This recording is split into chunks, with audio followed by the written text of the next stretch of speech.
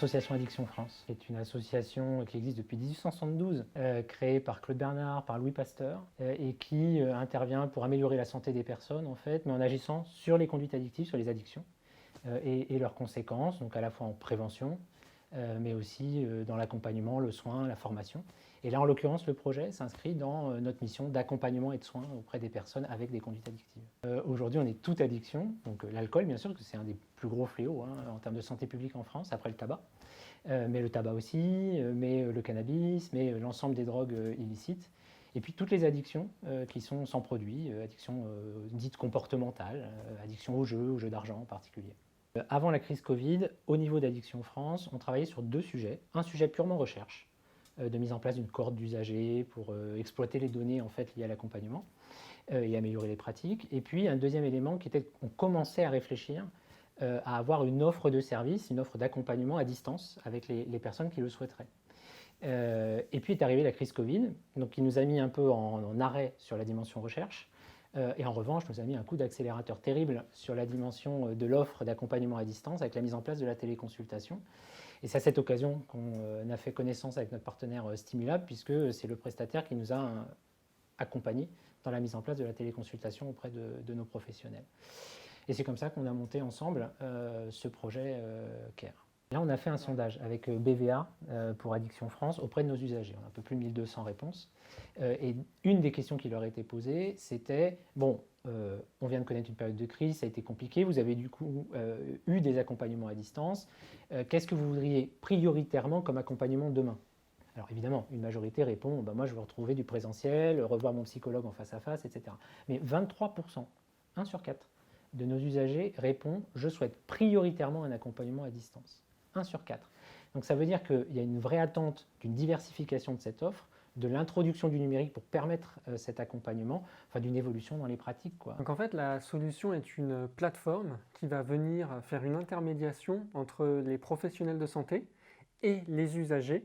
Le but étant d'enrichir en fait ce qu'il se passe entre les consultations ou téléconsultations pour les professionnels et les usagers. L'idée étant que les professionnels vont pouvoir recommander des auto-questionnaires à passer par les usagers lorsqu'ils sont dans le confort chez eux, qu'ils sont tranquilles et surtout qu'ils ont des situations auxquelles répondre vis-à-vis de leur consommation, comportement, en tout cas de leurs risques addictifs.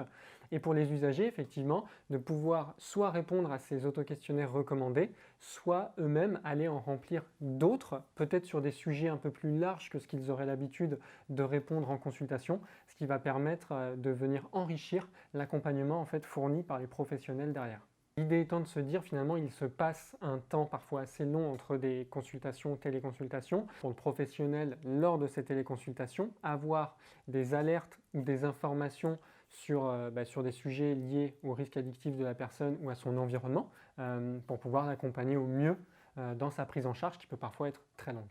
C'est une des problématiques premières qu'on rencontre, c'est que beaucoup de personnes abandonnent l'accompagnement en cours de route sans que nécessairement on sache toujours pourquoi. Si c'est parce que la personne va mieux, tant mieux, mais il peut y avoir des tas d'autres raisons qui amènent des ruptures de soins en fait. Et donc là, l'intérêt, c'est de regarder si cette expérimentation amène plus de présence dans l'accompagnement que lorsqu'il n'y a pas ce dispositif mis en place. On va pendant 3 mois, 4 mois expérimenter vraiment la solution grandeur nature, en vie réelle si je puis dire, pour pouvoir en tirer des bilans à l'automne.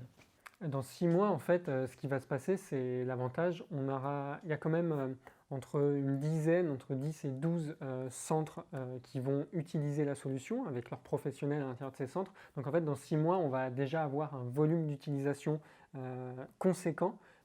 Il a d'abord été une opportunité, c'est-à-dire une occasion de se mobiliser, de se dire là on a peut-être quelque chose qui peut nous aider à avancer en réalité. Mais il y a une réunion transverse effectivement entre les lauréats où le but est effectivement d'échanger sur autant des pratiques dans nos projets, comment on les mène, comment on les co-construit entre les structures médico-sociales, nous les industriels et autres, mais aussi sur des sujets beaucoup plus pointus, sur des notions de consentement, sur des notions de méthodologie de conduite du projet. Et ça, effectivement, je dirais que ça n'aurait pas eu lieu si ce n'était pas dans le cadre de Structure 3.0. Pour ceux qui aiment les belles aventures, il faut y aller. Et ce qui a été recherché, ce qui a été accompagné par l'agence, c'est plein de bienveillance. C'est très recherche de solutions en fait. Donc ceux qui ont envie de trouver des solutions, il ne faut pas qu'ils hésitent à proposer les leurs, à être capables aussi de flexibilité pour après les faire bouger au fur et à mesure que le projet avancera. Mais en tout cas, de ne pas hésiter à y aller sur cet appel à projet.